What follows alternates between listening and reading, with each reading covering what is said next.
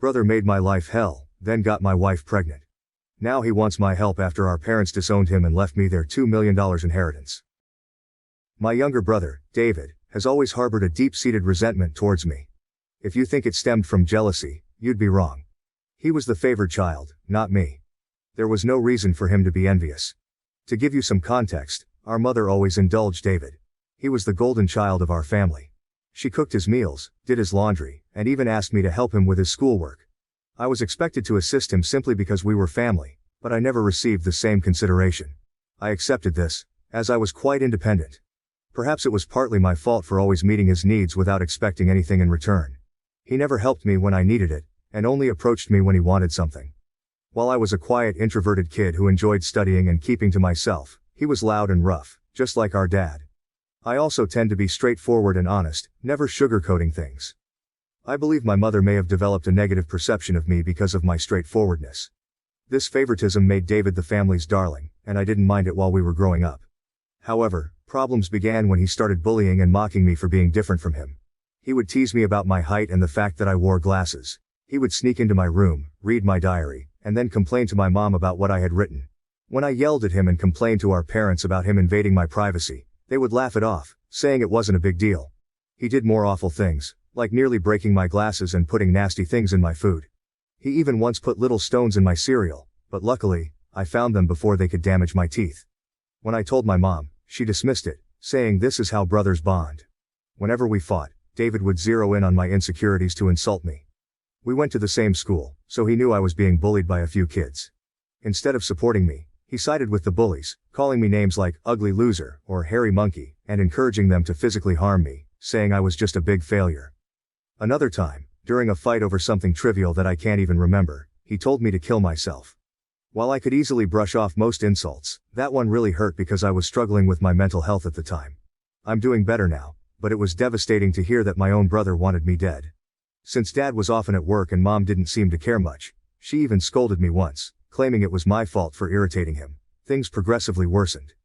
During high school, there was a shocking incident when David attempted to set my hair on fire, and unbelievably, our mother defended him, claiming he was merely playing. Seriously, who behaves like that? Thankfully, my dad eventually sided with me and pointed out the gravity of the situation. He even threatened to call the police on David.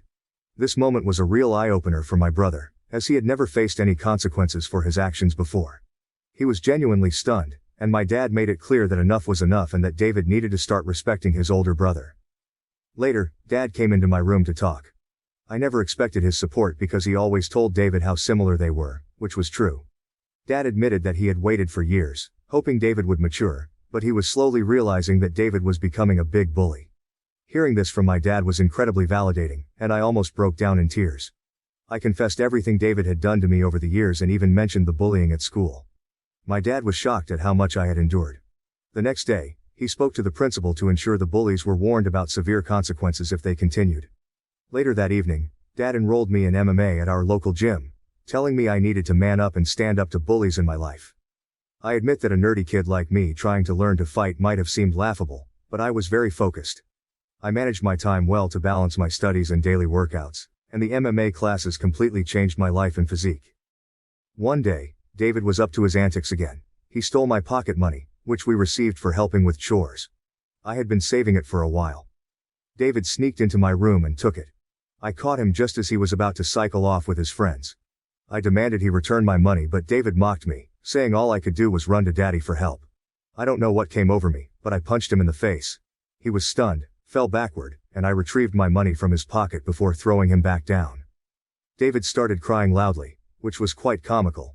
However, my mother rushed out to help him and find out what happened. When she learned I had fought him, she was surprised and reprimanded me, saying I should be a better role model for David, who seemed to enjoy seeing me scolded. My mother also complained to my dad about my behavior, saying I needed to be controlled. My dad grimly asked both of us to explain ourselves. I told him how David had stolen the money I had worked hard for and saved, while David tried to justify it by saying he needed the money for a date, and that as his brother, I should help him. However, Dad told David he was lucky I only punched him for stealing because anyone else would have called the police. He continued to tell David that he had no right to take others' things without their consent. David didn't like that and threw a tantrum, likely hoping our mother would side with him, but Dad remained firm. When David realized he wasn't going to be punished for being hit, he screamed how much he hated me and ran back to his room, locking himself in. Following that incident, David began to distance himself from me. He had finally understood that he couldn't bully me anymore, and that even Dad had stopped supporting his antics. For the first time in a long while, I felt like we were equals. Though he could no longer physically harm me, he resorted to verbal insults when our parents weren't around. His behavior worsened with age, becoming angrier and more short-tempered each year. When I approached him with a question, he would ignore me and walk away, muttering insults like nerd or loser under his breath. If he needed to communicate something, he would relay it through our mother instead of speaking to me directly. When I questioned her about why David couldn't just talk to me, she would urge me to be more understanding. I couldn't tell if it was just puberty or genuine hatred. Over time, dealing with his comments became unbearable, and I longed to move out and get away from him. I repeatedly asked my mother to mediate a sit-down conversation for us to resolve our issues, but she always refused, saying she didn't want to get involved. When I asked her opinion on why David treated me this way, she would brush off the question. Eventually, I left for my dream university, having earned a scholarship as a top student. My dad threw a party for me, and even my mom seemed proud. However, David remained aloof and distant, barely acknowledging my achievements. The day I left for university was a mix of excitement for the future and relief to escape the toxic home environment. The first few months at university were liberating. I made new friends, enjoyed my classes, and started to build a life separate from the oppressive atmosphere of my childhood. The constant fear of David's verbal attacks lifted, giving me a newfound sense of peace. During my second year, I met my wife Karen at a frat party through a friend, and we immediately clicked. Coming from a religious background, having kids outside of marriage was frowned upon. However, when we discovered she was pregnant in our final year, we decided to marry right after graduation. Our wedding was a small but joyful ceremony. Our parents were happy for us, and we enjoyed the celebration. At that moment, I believed Karen was the love of my life. I had always envisioned a monogamous relationship, one woman to come home to and share my life with. Despite other women showing interest over the years, I never pursued anything because I was genuinely content in my marriage. Karen was my dream girl, and I never wanted to hurt her. However, I later uncovered 2 incidents of infidelity in our marriage. One was an intermittent affair with her married co-worker that spanned several years, and the other was a brief fling with an ex-boyfriend during a visit to her family. Some might think I was naive, and looking back, I can't completely disagree. Each time we separated for a while, I chose to forgive my wife. I didn't want to raise our child in a broken home and believed we could overcome these obstacles. The affair with her co-worker happened when we were young, and I attributed it to youthful mistakes and poor judgment. For a period, things seemed to get better. Although I could never fully trust her again, I did my best to set aside my doubts, knowing that if I chose to forgive, I had to genuinely work toward a fresh start. It's been 4 years since her second betrayal, and I felt confident in my decision to give her another chance. Karen seemed to have changed, and we were genuinely happy, planning our family's future. However, 3 months ago, my world was shattered once more when she revealed that she had been having a long-term affair and suggested that our son might not be mine. Her words struck me like a ton of bricks. A mix of shock, betrayal, and disbelief overwhelmed me. I struggled to comprehend the enormity of her confession. In a daze, I managed to ask why she had kept such a significant secret and how she could have done something so devastating. Her reaction was cold and indifferent, as if she were detached from the pain she caused. Her vague responses left me with more questions than answers. It was a surreal and painful moment, confronting the shattered trust and uncertainty about my own family. I continued to press Karen for the truth because I felt I deserved to know the father of the child I had been raising since birth. Ultimately, she admitted it was David. My eyes widened in shock as I asked Karen what she meant. She explained that she and David had become friends when I introduced her to my family, and she stayed with us from Thanksgiving until New Year's. David, usually cold to me, was warm and polite towards her, which made me glad because I didn't want Karen to feel unwelcome. Karen wanted to be accepted into my family, so she spent significant time with my mom whenever possible. She noticed the rift between David and me and questioned me about it. I opened up about our strained relationship and explained that we might never repair it due to his unresolved feelings. Karen understood but started including David in our outings, hoping it would help us bond. Whenever we planned to watch a movie, she invited David, and we watched whatever he chose. During this time, David and I exchanged a few words, which was an improvement compared to his usual silent treatment. I remember Karen and David hanging out and playing video games together, but I never thought much of it. Karen told me that one day, David opened up to her about his struggles and a recent breakup. Feeling vulnerable, he struck up a friendship with her. She mentioned that he would harmlessly flirt with her when I wasn't around, and eventually, things escalated beyond her control. The vision of my wife and brother sleeping together made me feel sick. Karen confessed that she felt guilty afterward and left him, which matched her abrupt decision to go home instead of spending New Year's with me. Although I tried to convince her to stay, she was adamant about leaving. When we met back at college after the holidays, she was her usual cheerful self, so I didn't question anything. 2 weeks later, we found out she was pregnant. Karen admitted she didn't know if the child was mine or David's, and with no way to prove it, she chose to stay with me, knowing I was the more dependable brother. This was why we got married. My world felt like it was crashing down. The son I loved might not even be mine. I asked Karen if she had been sleeping with David recently, and she slowly nodded. She revealed that they had always stayed in touch because their chemistry was undeniable. They would sneak off to hotels, lying to me about working overtime. She admitted that half of her business trips were actually romantic getaways with him. I asked why she married me if she wanted my brother, and Karen said she didn't want to be the one to break off the marriage. She saw me as a wonderful father to our son and decided to stay. In her words, she made a mistake and didn't know when to stop.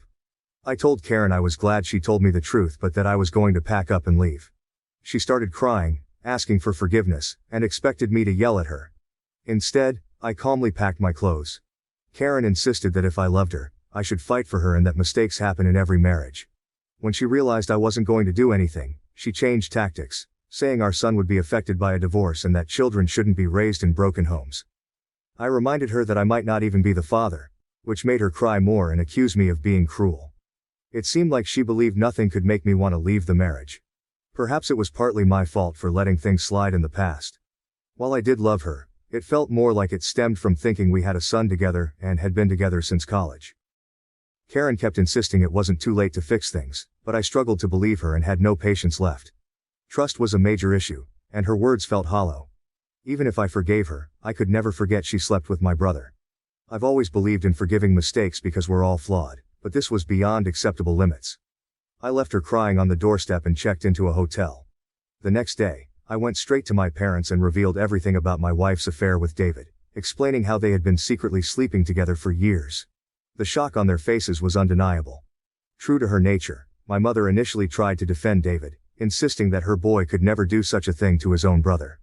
Determined to expose the truth, I asked my parents to remain silent and let me call David in front of them. I instructed them to stay quiet so I could catch David off guard, making him believe it was a private conversation. When David answered the phone, I confronted him about the affair. At first he vehemently denied it, refusing to accept any responsibility. However, when I told him that Karen had admitted to everything, he started blaming her, calling her characterless. He claimed it wasn't his fault if women were attracted to him and that he was the better-looking brother. I told him firmly that I would expose him to everyone. When David mocked me, saying no one would believe me because he was the golden child, I scoffed at his arrogance and thanked him for confirming the truth, knowing our parents had heard everything. David went quiet and then spluttered, trying to explain himself and salvage his image. My mother, still in shock, demanded an explanation from David. He stuttered through a feeble attempt to justify his actions, blaming everyone else but himself and desperately trying to shift the blame onto Karen. I could see my mother, who had once been protective of her favored son, now felt a mix of disappointment and anger. In that charged moment, I felt a strange sense of vindication. For years, I had endured David's torment. Now, the truth was out, and the roles were reversed. It was David who stood exposed, his actions laid bare for everyone to see. As David's words faltered, my father, usually reserved in his expressions, couldn't contain his disappointment. He asked me to pass him the phone and began to speak to David. "David," my father began, his voice laden with disappointment. "What you've done isn't just a betrayal of your brother, but a betrayal of this family. You slept with your brother's wife and continued the affair even after they were married. Your actions have severe consequences and have irreversibly shattered the trust we had in you. I raised both of you to value family, loyalty, and decency. What you've shown today defies everything I've tried to teach you."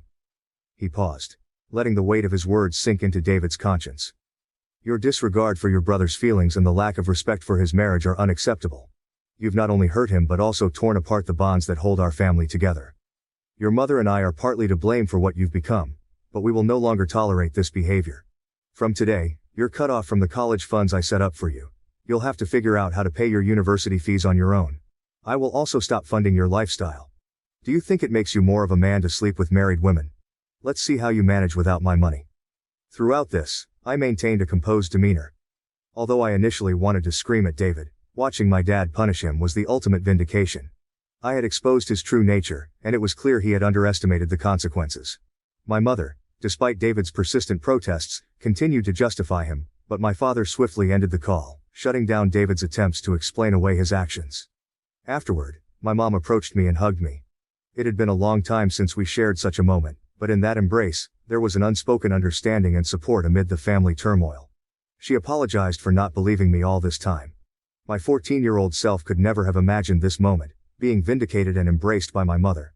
Following this, my dad helped me find a good lawyer to divorce Karen. She and her lawyer tried to fight dirty, asking for alimony since I earned more than her. But her affair played heavily in my favor. We also conducted a paternity test, and it was confirmed that David was indeed the father of the child. The news was incredibly painful, even worse than discovering Karen's infidelity. I was furious that the son I had loved and raised wasn't mine. However, I decided to stay strong. Karen begged me to continue visiting my son, arguing he shouldn't be punished for the situation, but I couldn't bear to see him. He reminded me too much of David, and I hated it. After my divorce was finalized, I felt a sense of freedom wash over me as I moved into my own bachelor pad. It felt surreal to live alone since I had married so young and never really had the chance to experience independence. However, my naturally independent nature allowed me to quickly adapt to my new lifestyle, and I thoroughly enjoyed it. 2 weeks ago, my dad called to tell me he was considering changing his will because he didn't want to leave anything to David. My dad is incredibly stubborn, and once he decided to cut David out of his life, he stuck to it. David tried reaching out to our parents and even showed up at their doorstep, begging for forgiveness, but they refused to let him in. Even my mother, who usually gave in to David's tantrums, seemed done with him, though it must have been hardest for her. David never texted me to apologize for what he had done, showing he didn't regret his actions. He was just upset about being cut off from our parents. Dad told me he planned to leave everything to me, ensuring David wouldn't contest it later. He would leave David only $1. My eyes widened in shock as my dad had worked hard his entire life. Including his assets, retirement fund, and life insurance, the total came to nearly $2 million. The only condition in his will was that if my dad passed away before my mom, she would continue living in their house, even though ownership would transfer to me. I didn't mind this, as I wanted to care for my mom in her final days. Somehow, David found out about this, and, unable to reach our parents, called me yesterday, trying to make amends. He explained how he was struggling with college and that after Karen discovered the paternity of the child, she had been pestering him for child support. He said he had no money and was looking for part-time jobs but couldn't find anything. He begged me to talk to our family to start fresh since he really needed my help. I laughed in his face and told him I was done with him. I reminded him that he should have thought about the consequences before sleeping with my wife and getting her pregnant. David argued that I was being unfair and that Karen was also to blame, to which I agreed. I reminded him that I had divorced her, making her his responsibility now. He shouldn't be calling me to complain about her or the child since these were the consequences of his own actions. David started to raise his voice, but I interrupted, reminding him that he was no longer the favored child in the family but the black sheep who had slept with his own brother's wife. At that moment, David began to cry, telling me how everyone, including our grandparents and relatives, had turned against him. While this was true, it was no longer my concern. I told him we were done and that he should never call me again since I no longer considered him my brother. Since then, I've replayed the conversation in my mind. Despite my hatred for my brother, I had never heard him cry, at least not since we were kids. I won't lie. It did hurt me a bit to see him so helpless. So, I guess I'm here to ask if I should talk to our parents about him or if I would be an asshole if I don't. Update 1. Hi everyone, many of you have been asking why I am no longer in contact with my son Henry, and some have even called me cruel. I need to explain that I am not comfortable raising another man's child. This isn't a stepson situation. I was led to believe Henry was my son, only to later discover he is actually my brother David's son. Naturally, this revelation hurt deeply, and I cried over it for days. The main reason I don't want any contact with Henry is that I no longer want Karen in my life. If I remain connected to her child, she will find a way to re-enter my life, and I need my space. You may think I'm cruel or selfish, but I can't see him ever again, at least not for a very long time. Update 2. Most of you correctly guessed that it was my mother who informed David about my dad changing his will, leading David to call me as a last resort to fix things. I confronted her in front of my dad, and she broke down, saying I had punished David enough and that he had learned his lesson. My dad firmly told my mother that if she believed what David did was forgivable, then he could no longer stay married to her because he could never forgive such a betrayal. This threat silenced my mother. My dad made it clear that if she ever talked with David again and we found out, she could pack her bags and leave. As I mentioned, my dad is very stubborn. Hopefully my mother will learn from her mistakes. Update 3. Reddit. It's been 5 months since my last update. My relationship with my parents has improved over the past few months. My dad and I go golfing every weekend, and he treats me more like a buddy than a son. Although my mother misses David, she has stayed away from him. The last I heard about David was from my cousin, who said David had been asking everyone for money, and eventually had to drop out of college because he couldn't afford the fees. He and Karen are living together, and he has a part-time job as a mechanic. Apparently they are raising Henry together, which is a good thing, I guess. I never discuss David with my parents, and they don't bring him up either. For everyone asking, I am doing quite well. I was promoted at my job 2 months ago, so my salary has significantly improved. I haven't been dating anyone as I feel I still need time and space to heal. I've been going to therapy, so we'll see how that works out. Thank you for watching. If you haven't subscribed yet, please do so and hit the notification bell to stay updated with more shocking real-life stories happening around you. I punched an autistic kid after he groped me and now everyone hates me. Am I the jerk? That grope was the last straw. I have known Troy since nursery, kindergarten for Americans, or just anyone, and he has always been a baby. It was always his autism that made him who he was. I don't know why, but he always had a crush on me. I rejected him gently multiple times, but he never took no for an answer. As we grew older, he got worse. He started commenting on my chest. Asking to touch them. Asking to see them. His friends kept trying to convince me to show him because nobody would be nice enough to give him a chance. And in year 7, 6th grade, he started groping me. I told teachers, but they kept saying that his autism doesn't make him know any better. It was only me. He got jealous when I was in the presence of another guy. He would have meltdowns and I got into trouble because I knew how upset he would get. No, I didn't. It was like my only purpose was to be his. I wasn't allowed to be my own person. The groping continued. I kept telling him to stop. He didn't listen. I remember crying on the floor and teachers just kept saying that his autism makes him like this and that I'm being a good person by taking care of him. His groping hurt. I don't know how to explain it. He just grabbed my chest and butt hard. And it hurts. The groping continued for 4 years. I was always his caretaker, his girlfriend, his best friend, his. I couldn't stand it anymore. I couldn't take it anymore. It was hot and I wore a skirt and he proceeded to put his hands up my skirt and groped my butt. I lost it and punched him around the nose. His nose got broken and unfortunately now I am getting put into isolation for 2 months for bullying an autistic kid. He's not a kid though. He's 16 years old. He acts normal around his friends. He treats everyone else with respect. He's not a kid. Now everyone hates me. I have been receiving death threats and people have been saying he should have done worse. Now all I want to do is curl up and die. Maybe I should have been nicer. Maybe I should have been more sympathetic. Maybe I should have just accepted it. I could have been his only chance. For the record, I don't despise autistic people. He is not a representative of them. He is just an awful person. Troy is just a horrible person. Thank you for letting me vent. Edit. Hi all. I didn't expect so much attention, so thank you for the validation. Giving my context. His parents are prominent people in our community. His dad is a third-generation Army something, IDK, and his mom is known for always holding all of the stuff for kids. Like the summer fairs, etc. She is also part of the school board and friends with the higher-ups, if you will, which is why this happened at all. I wasn't technically his caretaker because I didn't have to feed him, clothe him, etc. I just had to be his friend. His dad is also friends with the police station. They go way back, so that's another reason why they didn't do much. Or just took a statement then wrote him off as mentally disabled. And the police here just suck ass here. Police officers have essayed many women before here. They just get let off. Unfortunately, onto a semi-update. Firstly, my parents will look into lawyers. We just couldn't afford one, and I was always too scared to get one. I guess it was because I have been so neglected, that I just thought nobody would believe me. However, my other relatives said that they would chip in and pay for a good lawyer. Meanwhile, my parents took me out of the school and I will stay at my grandma's for a while to recover. My auntie is also going to pay for my therapy. So I will enjoy that much needed therapy.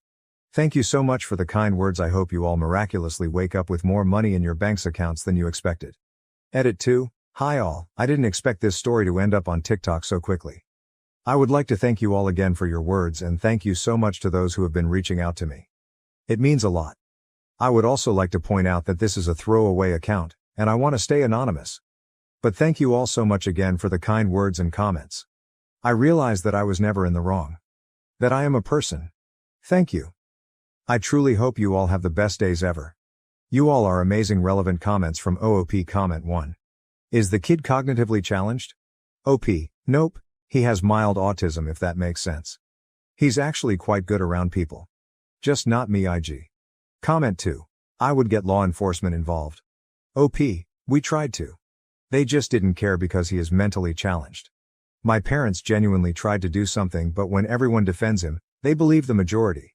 I mean, when I usually say this story, people automatically think I hate autistic people. I don't. Because autistic people don't do this. Horrible people do. Autism isn't the label for assault, the label is sexual assaulter. Update. Firstly, I would like to thank you all so much for your kind words and messages. Thank you for your support and validation, your words meant so much to me. Also, I thought I would explain the whole "I hope you all miraculously wake up with more money in your bank account" comment. I heard someone in TikTok say this and thought it would be a nice thing to say, as some people did question it in my messages. But yeah, thank you all again. Before this update starts, I would like to say that this all occurred like 2 weeks ago now. I just reached my breaking point and needed to vent. Hence why the update may be soon to some. This won't be the final update, but an update. I would also like to clear the air with my parents. Now, unfortunately, my parents come from a country where this stuff is normal. Not only that, but I am partially to blame as I didn't say anything. Eventually I did tell them and they tried their best to help me. But they didn't know how.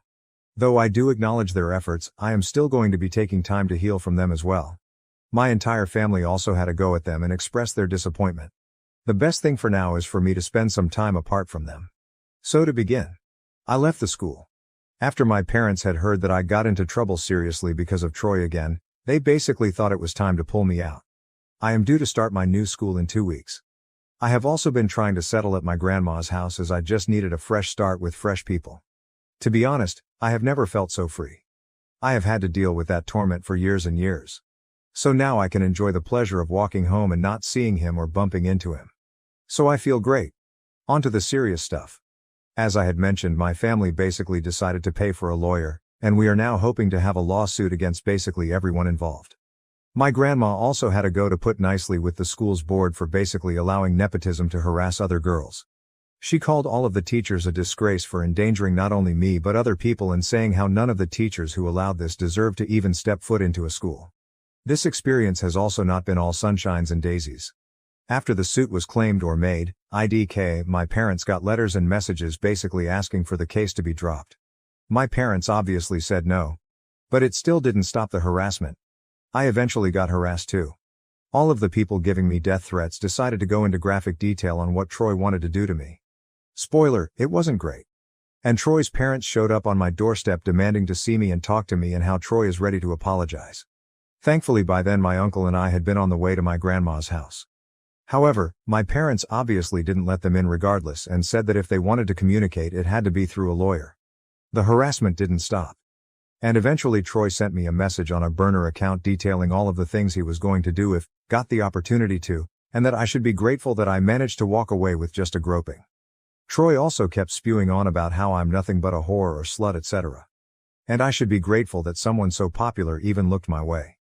He kept saying how if I had just let him fuck me, he wouldn't have groped me. However, I know if I did that I would no longer be myself. I would be his property forever. The thought of that makes me want to vomit. Also, his logic doesn't make sense to me. Anyway, I just got receipts and blocked him. I also asked my parents to help me change my number. And I did. My grandma, being the person she is, decided that wasn't good enough and got me a whole new phone. She claims it's compensation for my trauma. Thanks, Grandma. I am starting therapy the day after tomorrow, and I am hoping to start family therapy in August, as, truthfully, I don't know if I'm mad at my parents or should be mad. Like, is it my fault for not saying anything? But that's all the update I can give you for now. The lawsuit will be a whole other process, and hopefully if I remember I can update you all again. Thank you so much for your words. I truly appreciate all of you. I hope this update is clear enough for you, and apologies if you made it this far. Now to the next story, Story 2. My autistic brother spent over £400 of my hard-earned money on Lego, and my mum supports this. I, 14, have a brother 16 who has autism, and I just can't stand it anymore. Before you go and make assumptions, let me get this out of the way. He's not like the autistic people you see on the news or online. He's a perfectly functional, intelligent person. However, he becomes violent when he doesn't get his way, and his brain doesn't get toilet messages, regularly pisses, shits himself. The thing with him is, these things only happen at home. Anywhere else, he doesn't have any problems with accidents in his pants. What happened today drove me over the edge to the point of writing this. For context, here is the usual routine. I woke up to him on my bed hitting me repeatedly. My parents are downstairs making breakfast, oblivious to this. He won't stop, so I shout for my mom. She comes upstairs, gets him off me by rewarding him with chocolate, and proceeds to yell at me for shouting at her, and confiscate my electronics for an hour. When I get home from school, all is fine. I do some homework and go on the Xbox. After around 30 minutes on the Xbox, he does the same thing. Hits me over and over, leaving me with no choice but to call for my mom. She again rewards him for stopping, before proceeding to tell me off, and confiscate my electronics for the rest of the day. I'm writing this with the phone one of my friends bought for me, which I keep under my bed, as this is the only way I get to use technology for over 40 minutes a day. A reminder that this is the daily routine and has been occurring for at least 5 years. However, what happened today was even worse. He'd seen a Lego set that he wanted and beat me up until he got it. I shouted for my mom, but this time, she did something different. She let him order all the Lego he wanted, from my debit card. I've been saving up doing my paper round for 2 years to buy a PC, and he just blew 400 pounds of my money on Lego. I hate this. I hate my life. It feels like I'm only living to suffer. This post is purely me venting, and will likely not go anywhere, but I don't care. With all that said, is there anything I can do about this? I'm a minor in the UK if that helps. TLDR, my autistic brother spent over 400 pounds of my hard-earned money on Lego, and my mum supports this edit. Thanks for all the supportive comments. I didn't think anyone would care. Edit 2, 2,000 upvotes. You guys are insane. I didn't think anyone would care about this, but obviously you guys do. I'm writing an update to answer some of your questions, and explain my next moves. Again, thank you all so much for all of the support. Update. First, I just want to say thank you. Thank you all so much for all the support on the original post and all of your ideas in the comments. I tried to reply to every comment, but there are so many that I can't do that, although I do read them all. Second, I want to do a quick FAQ as many comments are asking the same thing. So here goes.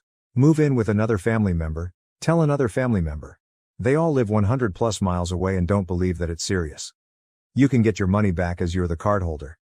Nope, I need a legal guardian to go into the bank with me to do that. And finally, hit him back. I am a weak, 5 foot tall 14-year-old. He is a strong, 6 foot tall 16-year-old. This would cause more harm to me because he would attack back harder, and my mum would punish me more. Next, to the people who have offered me money in PMs and the comments. Thank you all so much for the offer, but I'm not going to accept anything. As I've come to realize, the assault is far more serious than the money at the end of the day. Finally, on to my plan. After reading literally 100s of comments, I've decided that the best course of action is to leg it out of school to the police station on Wednesday, and show them my collected video evidence, and the bruises on my arms. Again, thank you all so much for your advice. Please let me know if this is what I should do or if there's a better alternative. Edit. Just got 3 videos of this story in a row on TikTok. That's absolutely crazy. Thank you for watching. If you haven't subscribed yet, please do so and hit the notification bell to stay updated with more shocking real-life stories happening around you.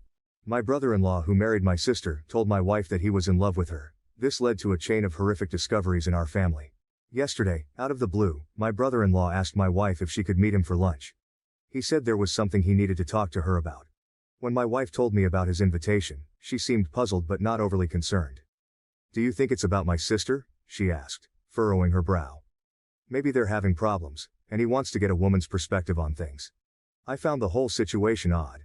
My brother-in-law had never reached out to my wife in this way before, but he often texted her and other family members for mundane reasons, so I didn't think much of it. After all, we were a close-knit family, and it wasn't unusual for us to support each other through tough times. "Go find out," I told her, shrugging off my initial unease.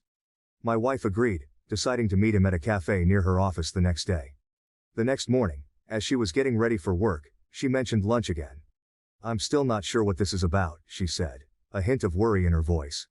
I reassured her, saying it was probably nothing serious. Just listen to what he has to say, and if it's something we need to help with, we'll figure it out together, I said. It's a busy cafe, filled with the usual lunchtime crowd, and my wife feels a bit more at ease being in such a public setting. She arrives a bit early, finding a table near the window where she can keep an eye on the entrance. He arrives a few minutes later, looking more nervous than she's ever seen him. They exchange the usual pleasantries, talking about work and the kids for a few minutes. But then, as soon as their food arrives, he takes a deep breath and dives into what he really came to say. He starts by complimenting her, telling her how beautiful she looks. At first, she thinks he's just being polite, but then he keeps going. He tells her how she's always been the light in his life, how she makes him feel things he's never felt before. It was love at first sight, he says, his voice trembling slightly. I've loved you since the moment I first laid eyes on you. If you were mine, I would treat you like the queen you are. I'd give you everything you deserve. My wife is stunned. She stares at him, unable to believe what she's hearing. This man, my brother-in-law, married to my sister and father of their 2 kids, is pouring his heart out to her. He lays it on thick, making grand promises about how different life would be if they were together. He goes on, saying how he's been holding these feelings in for years, how he's watched her and admired her from afar, feeling more and more that they're meant to be together. She tries to interrupt, to tell him he's making a huge mistake, but he keeps talking over her, almost as if he's rehearsed this speech 1,000 times in his head. Mind you, this man has always had a friendly relationship with my wife. Our families see each other often since we're a close-knit bunch. He's always been the fun uncle to our kids, the guy who's there at every family barbecue, every holiday dinner. He does text my wife frequently, but it's always been about mundane things, the kids' schedules, family events, things like that. Nothing overly sexual, nothing that would set off any alarms. In fact, he texts and calls my mom too. They have a friendly rapport, and none of us ever thought anything of it. To us, he's always been just a good guy, someone we trust implicitly. So to hear my wife recount this to me is like a punch to the gut. My wife doesn't let him finish. She stands up, her chair scraping loudly against the floor, and walks out. She's shaking as she calls me, telling me everything that just happened. While she's on the phone with me, the texts from him start. First it's apologies. He didn't mean it, he thinks it's only infatuation. He's sorry for making her uncomfortable. But the damage is done. She leaves work early to come home and talk to me about this, her phone buzzing incessantly with his calls and messages. I tell her to answer one of his calls, to put him on speaker so I can hear. He's crying, begging her not to tell my sister. He keeps saying it was a mistake, that he misread signals, that he thought she felt the same way. Apparently, when we were together this past weekend, he thought my wife was flirting with him, that they had a moment alone in our kitchen where he felt a connection. My wife is a major ballbuster, and I suppose I can see how that can be taken as flirting, but this is beyond anything we could have imagined. He asks if she told me, and I answer yes, as I'm on speaker. Then he starts begging me too, pleading for us to keep this a secret. This went on for a while, him begging and us listening. My main question was whether he had cheated on my sister before. He swore he hadn't, swearing on his kids' lives that it was just my wife. He said I should understand that it was her, only her. At that point, I was done listening. I told him I wasn't going to do anything tonight and that I'd call him tomorrow. Now we're left with this mess, not knowing what to do next. My wife says we should drive over there right now and tell my sister, but the idea of wrecking my sister's family is killing me. Thinking about what this will do to my nieces makes me want to vomit. I know the right thing to do is to tell my sister, but I'm also thinking about my wife. It's not her fault, but there's sure to be resentment from my family. Even if my sister doesn't divorce him and they reconcile, I can't see how we'll ever be together again like we were before, if at all. This whole episode can tear my family apart. I don't give a shit about him. He tried to destroy my family, but I do care about everyone else. Update. So everyone that told me last night that I couldn't wait to tell my sister was right. A little after 12, I got a call from my sister. She sounded upset and said she had to tell me something. My heart sank as she explained that her husband, my brother-in-law, had come to her in tears, claiming my wife had tried to begin an affair with him. He spun a tale where my wife was the instigator, trying to shift the blame entirely onto her. I could hardly believe what I was hearing. I immediately told my sister that wasn't the case and assured her I would be right over. This situation needed to be addressed face to face, not over the phone. I hung up and, with a sense of urgency, called my parents. I woke my mother and father, explaining what was happening in quick clipped sentences. My father was furious, my mother sounded shocked, but resolute. They agreed to head over to my sister's house to sit with her kids, offering the support she would desperately need right now. Next, I called my younger brother. He groggily answered, confusion turning to alarm as I filled him in. He promised to come over to our place and stay with our kids, ensuring they wouldn't be left alone during this turmoil. His calm, steady presence would be a comfort to them. Meanwhile, my wife was already gathering her things, her face pale and drawn. She was dreading the confrontation, but knew it was necessary. We left the house in a hurry, the drive to my sister's place feeling longer than it actually was. The silence in the car was heavy, both of us lost in our thoughts. When we arrived, the scene was even more tense than I had imagined.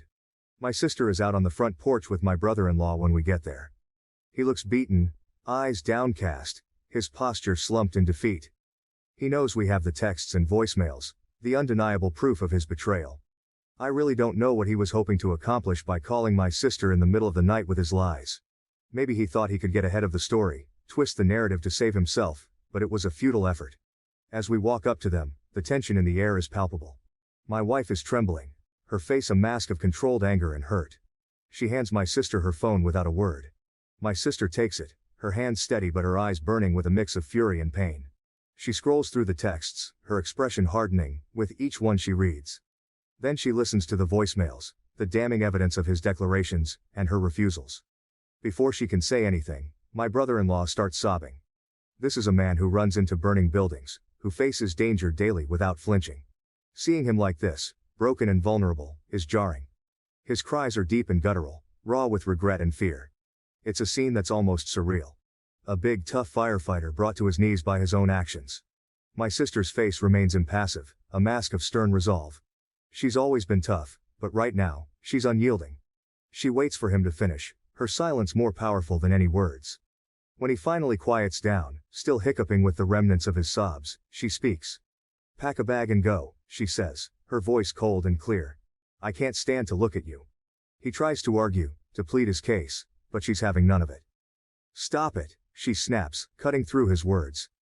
There's nothing you can say that will make this better. She turns away from him, walks over to my wife, and pulls her into a hug. It's a moment of solidarity between them, a small comfort in the middle of this nightmare. They've been friends since college, and the strength of their bond is evident. It's a relief to see that despite everything, they're standing together. This leaves me standing with my brother-in-law. He's a wreck, his face red and swollen from crying, his shoulders slumped. He looks at me, his eyes pleading for some kind of understanding or forgiveness, but I have none to offer. He tries to speak, his voice cracking, but I cut him off. You need to leave, I say firmly. This is your mess. You need to deal with the consequences. He nods, defeated, and slowly makes his way inside to pack his things. My sister stays with my wife, the two of them talking quietly, leaning on each other for support. The rest of the night is a blur of conversations and plans. We all rally around my sister, helping her figure out what to do next, how to protect her kids from the fallout. My sister begins questioning my wife, trying to understand why her husband thought any of this could possibly work out. He must have had some reason to believe she reciprocated his feelings. My sister insists that there hadn't been any issues in their marriage, everything had been normal. My wife is crying at this point, tears streaming down her face as she tries to make sense of the situation. There's nothing you haven't seen, she says, her voice shaking. She hands my sister her phone again, and together they painstakingly go through every text message sent over the past 2 years. They read each one carefully, looking for any hint of inappropriate behavior, but there's nothing there. My wife was just being herself. She has a playful personality, always joking around and teasing. It's part of what makes her so lovable and approachable. My brother-in-law has a similar sense of humor, and they've always teased each other in a lighthearted, harmless way. She does the same with my mom and my younger brother. It's just how she interacts with people. The only incident my wife can think of that might have been misconstrued happened this past weekend. She recounts it, trying to pinpoint where things went wrong. They were all together at our place, and she and my brother-in-law both reached for the fridge at the same time. They playfully jostled for who would get there first, laughing as they did so. He let her win, but then he reached around her waist to grab a beer, moving his hand slowly. She admits that in that moment, the way he did it felt a little inappropriate. It was a fleeting feeling, and she brushed it off, not wanting to make a big deal out of it. She wonders now if her silence gave him some misguided hope. My sister listens, her expression softening. She doesn't blame my wife for any of this. She knows her well enough to understand that her playful nature isn't an invitation for anything more. It's not your fault, she reassures her, and my wife nods, though the guilt still lingers. As they finish reading through the messages, it's clear there was never any mutual attraction, No hidden signals or secret flirtations. My wife was just being herself, and my brother-in-law took that, and twisted it into something it wasn't. The realization that this misunderstanding has caused so much pain is almost too much to bear, but at least, for now, my sister's belief in my wife remains intact. So then, my sister starts going through his MacBook to see what else she doesn't know about. She's angry and frantic at this point, her hands shaking as she types. She guesses the password, and on the third try, she's in.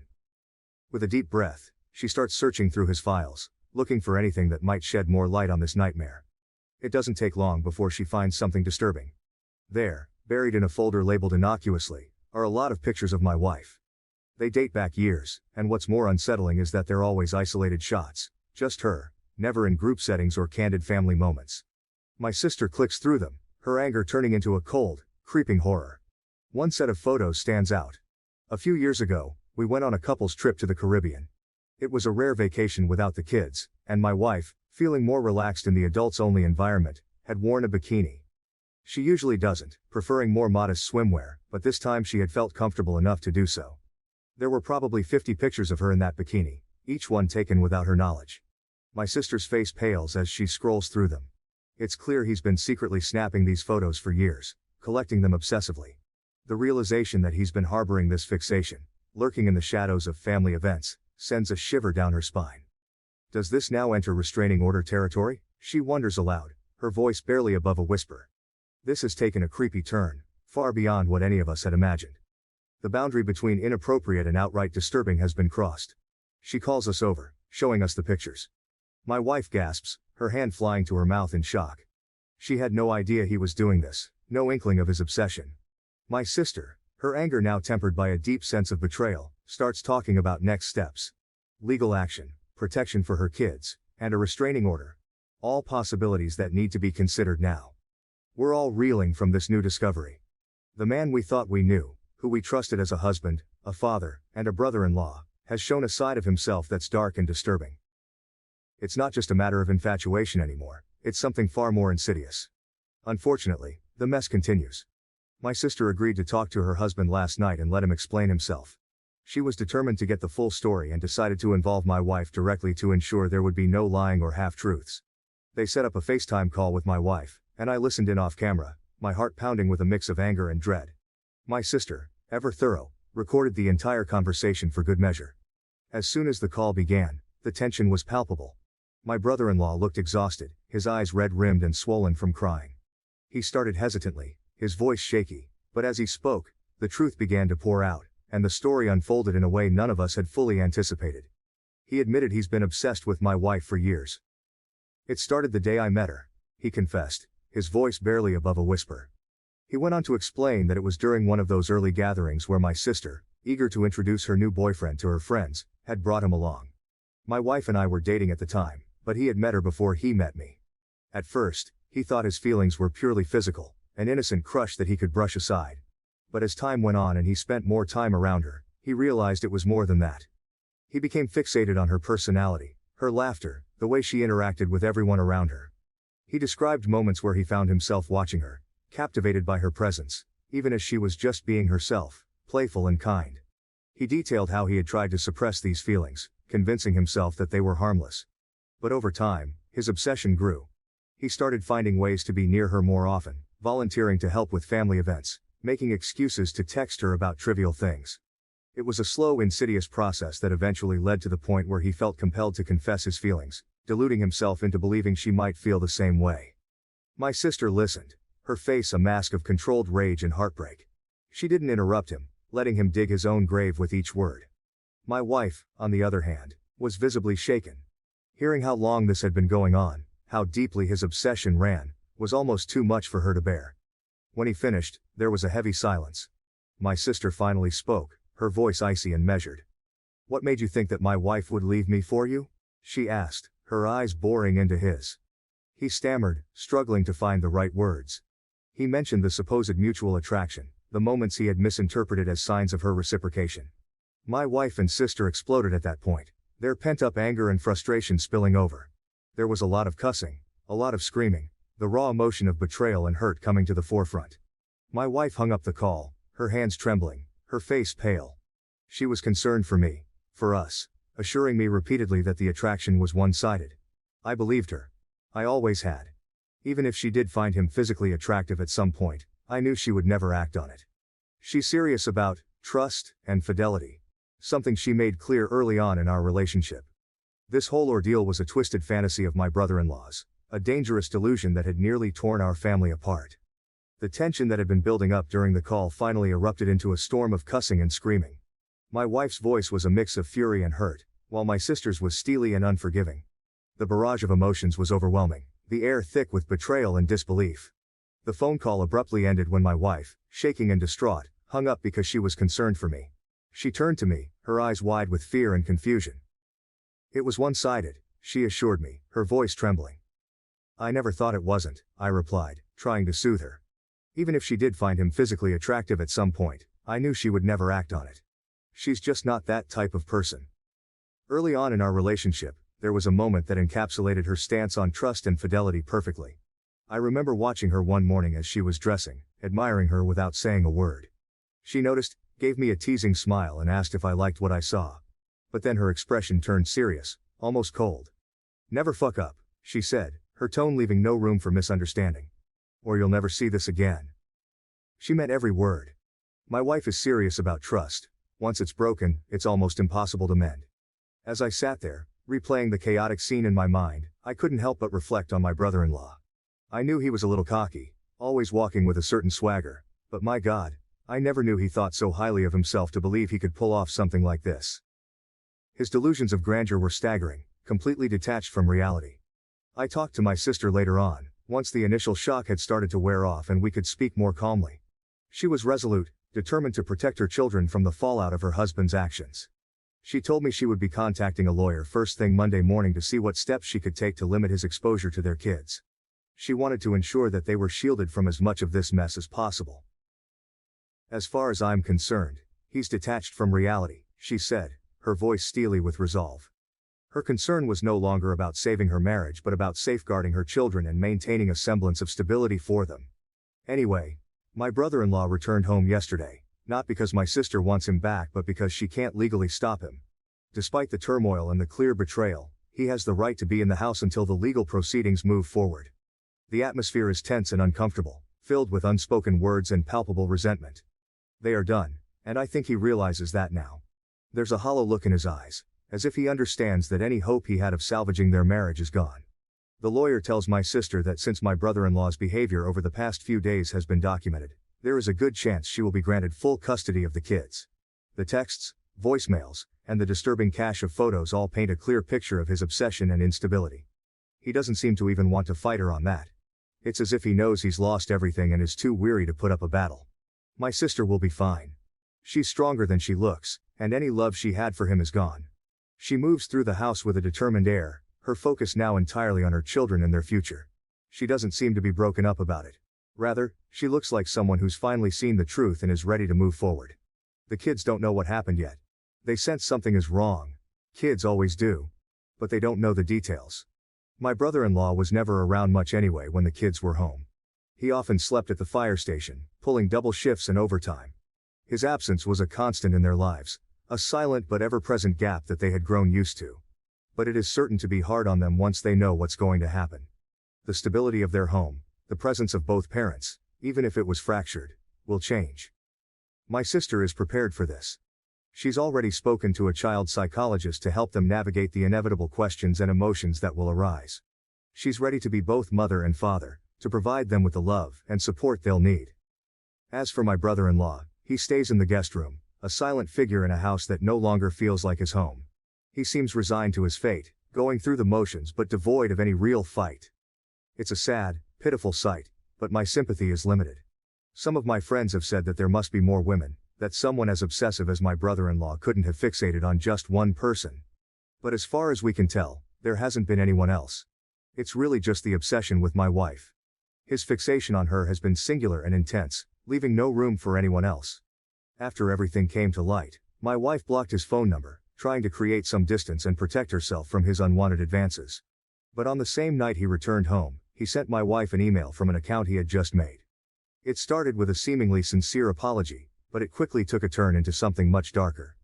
He began by saying he never got to finish at the restaurant that day, implying there was more he needed to confess. Then he launched into paragraphs and paragraphs about all the things he loves about my wife.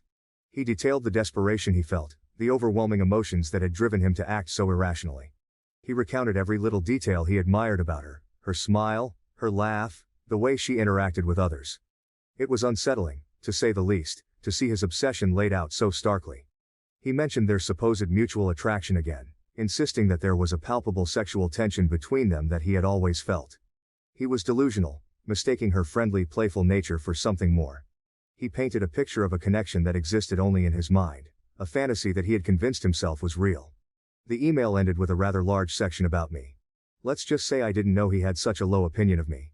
He was quite certain that I was not satisfying my wife properly. He criticized everything from my appearance to my demeanor, implying that I was somehow unworthy of her. His words were meant to undermine me, to sow seeds of doubt and insecurity.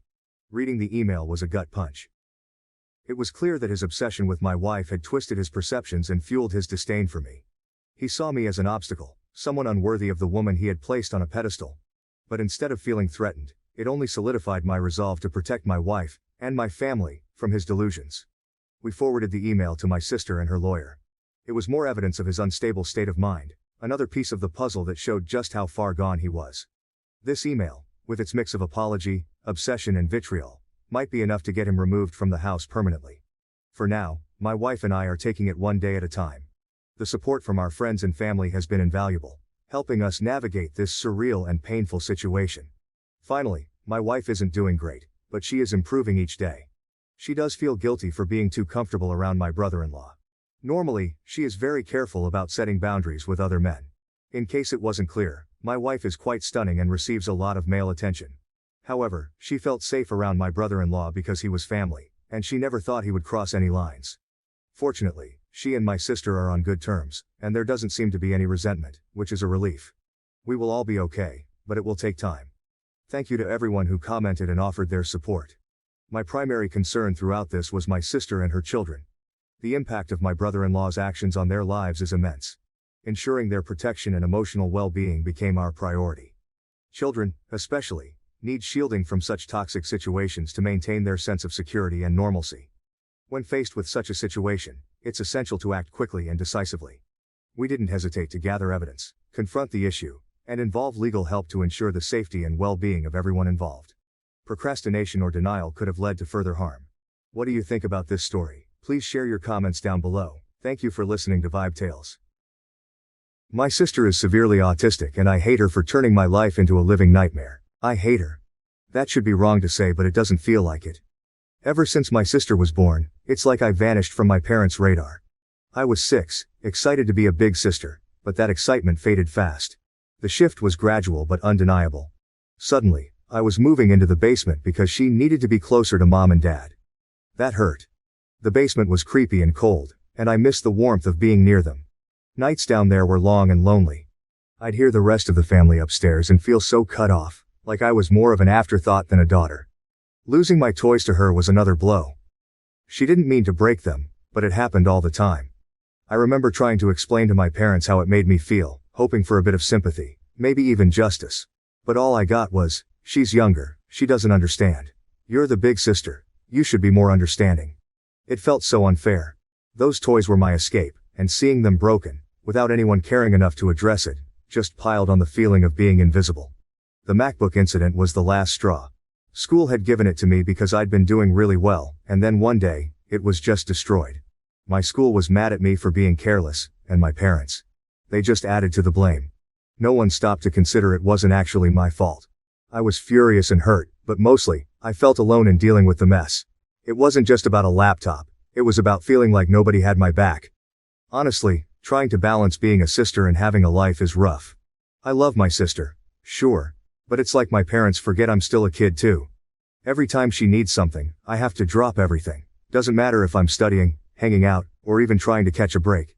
It's like I'm on call 24/7 without even signing up for it. I couldn't remember the last time I hung out with friends without constantly checking my phone, worried I'd miss a call from home needing me to rush back. My life felt like it was on a perpetual pause, always waiting for the next crisis or the next demand for help. The day I decided to go watch the new Spider-Man movie was a big deal for me. It had been ages since I'd made plans that felt purely for my own enjoyment. My friend Jake had been talking about it for weeks, and his excitement was contagious. I needed that break. A couple of hours where I could just be a teenager, not a caretaker. So, I made a decision. I figured, just this once, I'd turn my phone off to enjoy the movie. Not worry about anything else. Just 2 hours, you know? Walking out of the theater, turning my phone back on, I felt like I was hit by a truck. Missed calls and texts everywhere. I called home immediately, the joy from the movie evaporating with each ring. When my mom picked up, her anger cut through me. "Where have you been? We needed you an hour ago." I could barely get a word in. I rushed home, feeling guilty but also kind of angry. When I got there, it was like walking into a storm. My parents were furious, their disappointment a tangible force in the room. "We rely on you, and you just decide to disappear? To watch a movie?" My dad's voice was sharp, his words punctuated by my sister's background noises, like going to a movie was some kind of crime. I tried explaining I just wanted a break, that I just wanted a couple of whores to myself, but it fell on deaf ears. It didn't matter. "Your responsibilities here are more important than some movie," my mom added, her words final. They grounded me, said I was being irresponsible. All over a movie. Sitting in my room after Ward, it hit me. This wasn't about the movie, it was about feeling stuck. Yeah, I get it, my sister needs me. But sometimes, I just want to do something normal, without feeling guilty or getting into trouble for it. Being 18 and feeling like you're not allowed to have your own life is tough. It was about feeling trapped in a role I never chose, about longing for a piece of normalcy in a life that felt anything but normal.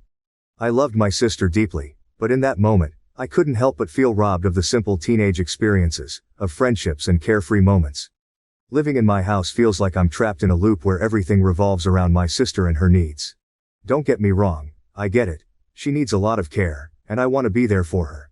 But sometimes, it feels like I'm just another item on the family's to-do list. Help your sister. Make sure she's okay. Can't you see we're busy with her? It's exhausting, feeling more like an extra hand. It's like I'm invisible unless they need something for her. This feeling of being a slave in my own home, it's suffocating. I carry this weight around, a burden that's made me question my own worth. Around the house than an actual member of the family. Then there was this one week that felt like it could be different. I had been chosen to give a speech at a school event. Something about that recognition, it lit a spark in me. I worked hard on that speech, pouring my thoughts and feelings into every word. When my parents said they'd be there to watch me, for the first time in a long time, I felt valued. Finally, something about me. I worked on my speech every night, imagining looking into the crowd and seeing my parents there, maybe even catching them smiling proudly. The excitement was like a beacon, a rare light in the usual dimness of my daily life. Like, maybe this time things would be different. But they weren't. They missed it because of something with my sister. Once again they blamed it on my sister. Standing there, about to start my speech, and not seeing them crushed me. I pushed through, voice shaky and hands trembling. I cried, not just for the speech, but for all the times I felt sidelined. Yeah, I made it through, and people clapped, but it felt empty. The whole walk home, I couldn't stop the tears. It's not like I wanted to make a big deal about them missing the speech, but it just hit hard. It felt like a reminder that no matter what happens with me, it'll always be secondary. And walking home, all I could think was how this pattern seems like it's never going to end. Talking about colleges with my dad was something I'd been looking forward to. It started off pretty normal. I was actually excited, you know? For once, it felt like we were focusing on my future, on something that was about me. I was getting into the idea, thinking maybe college was my chance to get out and do my own thing, away from all the chaos at home. We were looking at some brochures, talking majors and campuses. It was the closest to dreaming I'd gotten in a long time. Then my dad made that joke. Something about picking a high-paying major so I'd be set to take care of my sister when they're gone. He laughed, thinking it was just a light-hearted comment, I guess. But it hit me hard. All my bottled-up feelings just exploded. I lost it. I couldn't hold it in anymore. I started crying, then yelling, telling him how unfair it was that my entire life was expected to revolve around being my sister's caretaker. It was all coming out, every bit of resentment, every moment of feeling overlooked and undervalued, trying to make him see how much I've had to give up, how everything always circles back to what my sister needs. But they didn't get it. My parents just stood there, staring at me like I was speaking another language, watching me lose it. No comfort, no apologies, nothing. Their faces were so cold, so detached. It was like they couldn't understand why I was so upset over a joke. That's when I realized they weren't going to hear me out. I ran to my room, slammed the door, and I've been here ever since. And here's the thing. I've been in there for hours, and they haven't even bothered to check on me. Not a knock, not a word. Nothing. It's like my outburst didn't matter to them. It's so lonely sitting here, knowing that even this, me being this upset, isn't enough to get them to see how much I'm hurting. It's like I'm trapped in this role they've set for me, and my feelings about it don't matter at all. Am I wrong for wanting more than this? For wanting to be seen as more than just a future caretaker for my sister? It just feels like no matter what I do, it's like my life doesn't matter. I am nothing to them. Nothing more than just an insurance for my sister after they are gone. After hours turned into a day, and then another, with no word from my parents, something in me clicked. I couldn't shake off the feeling that something had to change. It wasn't just about getting away for a bit. It was about needing some space to figure out my own stuff without always being pulled back into the same old situation. I thought of the one person who'd always seemed to get it. Grandpa. Without making a big plan, I just packed some essentials into a backpack one night and left. I texted him I was coming over, half expecting him to talk me out of it or to call my parents. But he didn't. He just texted back, "Doors open." Staying with Grandpa has been eye-opening. It's not like every moment has been some deep heart-to-heart, but it's just calm here. He lets me be. We've talked about college, about what I might want to do, and it's the first time in a while I've been able to think about my future without feeling guilty or stressed. He's been supportive, encouraging me to think about what I want, not what I feel obligated to do. It's weird, but in just a week here, I've felt more like myself than I have in years. We've had meals together, watched some old movies, and he's shared stories about when he was my age. It's been nice, simple, and kind of freeing. I've even started researching colleges again, this time looking at programs I'm actually interested in, not just ones that might make enough money to take care of my sister in the future. Being with Grandpa has given me a glimpse of what that might look like, and it's something I want to hold on to. Wow, thank you for all the support and love that you guys have given me. I never expected this post to reach the popularity it did. Thank you all. After thinking about it for these past few hours, you are right that I don't despise my sister. It's not her fault that she was born the way she is. My parents came to talk to me a while after my breakdown, but I was unable to bring myself to talk to them and only cried and asked them to leave. They have made arrangements with my grandfather for me to stay with him for the time being. My parents want to talk to me, but we have decided it's best I leave for now to have some space and time to collect myself. We will be sitting down and talking later this week about this issue. Thank you all again for the love and support through this. I started by telling my grandpa the story of why I broke down the way I did, and to be honest, when I finally spilled everything to Grandpa, his reaction was way more intense than I expected. I mean, I knew he'd be surprised, but he looked downright shocked, horrified.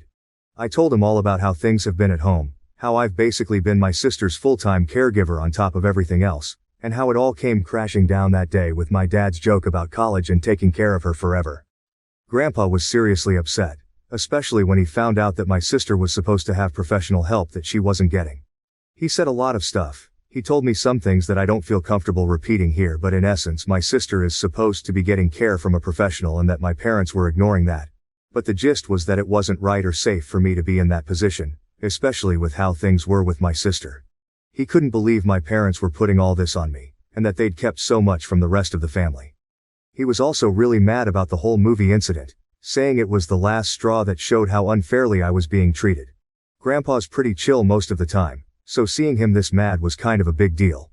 He told me straight up not to talk to my parents unless he was there, which was a relief honestly. He said he'd talk to them first, sort everything out, and be there with me for any conversations in the future. But it wasn't just Grandpa. Over the next few days, I heard from aunts, uncles, cousins, you name it. They were all checking in, making sure I was okay, and they were all just as shocked as Grandpa was. Turns out, my parents had been telling everyone they had a professional caregiver for my sister, and even taking money from the family to pay for it.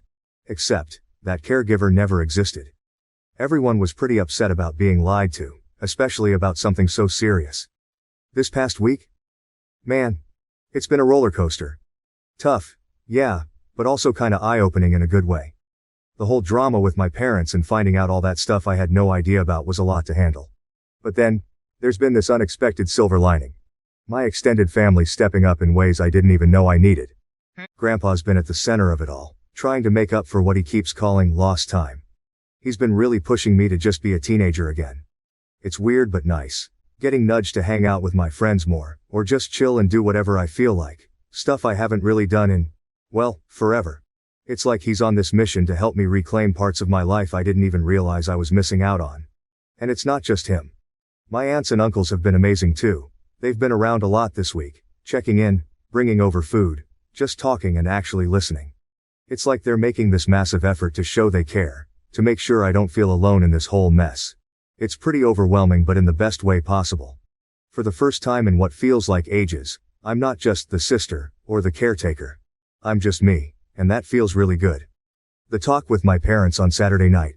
Disaster doesn't even cover it. I went in hoping maybe, just maybe, we could start fixing things. Instead, it fell apart even more. They actually admitted to a bunch of stuff. Stuff so messed up I can't even bring myself to type it out here. But the kicker? Not a single sorry came out of their mouths. Instead they doubled down, saying I was pretty much born to be my sister's caretaker. Yeah, my dad actually said that. Like my whole purpose was just about taking care of her. I couldn't keep it together. All the stuff I'd found out, all the support I'd been getting from the rest of the family, it all just bubbled up. I called them out on everything. The lies about the caretaker, the money they were supposedly spending on it but actually weren't, all of it. But they just dodged and made excuses. By the end of the talk, things were even worse than before. It felt like hitting a brick wall, trying to get through to them. I'd gone into that conversation with a sliver of hope that we could mend things, but I walked out feeling like that chance was completely torched. So, after that disaster talk with my parents, I made up my mind. I'm done. Had a long chat with Grandpa and my uncle last night, and we all agreed it's best if I don't go back. Today's the day I'm officially moving out to live with Grandpa. It feels weird, you know, making this huge change, but it also feels right. Like, I finally have some control over my life again. I've also decided I'm leaving the state for college once I'm done with high school. Just the thought of starting fresh somewhere new is kind of thrilling. My aunt, she's been incredible through all this. She told me she's going to start sending the money directly to me, the money she used to give to my dad for my sister's care. Guess it's going to be my college fund now. My parents? They've called a couple of times since that night, but if you're thinking they called to say sorry or that they missed me, nah. They just wanted to know when I was planning to come back home. It's like they're not even trying to understand why I had to leave. I know this is going to be a huge change, and honestly, I'm kind of scared. But at the same time, I feel this weight lifting off me. I'm finally making decisions for myself, and there's something really freeing about that. Today's just the start of something new, I guess. Deciding not to go back to my parents was tough, not gonna lie. There's this uneasy feeling sitting in my stomach, but deep down, I think it'll fade with time.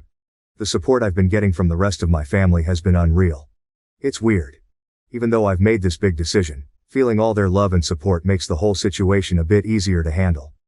But yeah, the harsh truth? I've pretty much lost my parents through all this.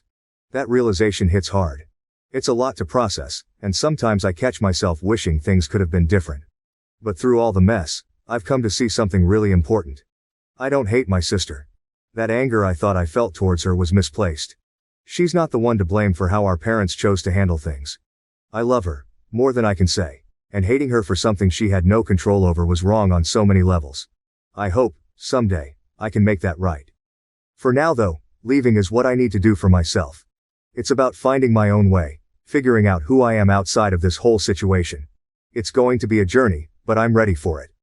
Edit. Thank you all so much. I wish I could respond to every single one of you, but my lunch only lasts so long. I'll update tonight how the move out went, but until then, thank you all. I want to say that your support has been amazing and your kindness means more to me than anyone could ever imagine. Moving out was surreal. Grandpa and my uncle were with me every step of the way, helping me pack up my life into boxes and bags. Everything that meant something to me, we took. Make sure to grab all the important stuff like my birth certificate and social security card. It felt weirdly official, like I was collecting pieces of my old life to start a new one. My parents? They were pretty much silent the whole time. Dad took off with my sister not long after I got there, leaving just my mom to watch us pack. She didn't say much, just hovered in the background. It was awkward, tense even. But then, as we were about to leave, she finally broke down. She said she loved me, that she'd miss me. After days of silence, those words hit differently. I hugged her, said goodbye. It was one of the hardest things I've ever done. Sitting in my new room at Grandpa's house, I keep replaying that moment. Did she mean what she said? After everything, it's hard to know for sure. But I want to believe she did. Right now, all I can do is focus on what's ahead. Maybe, with time, my parents and I can find a way back to each other.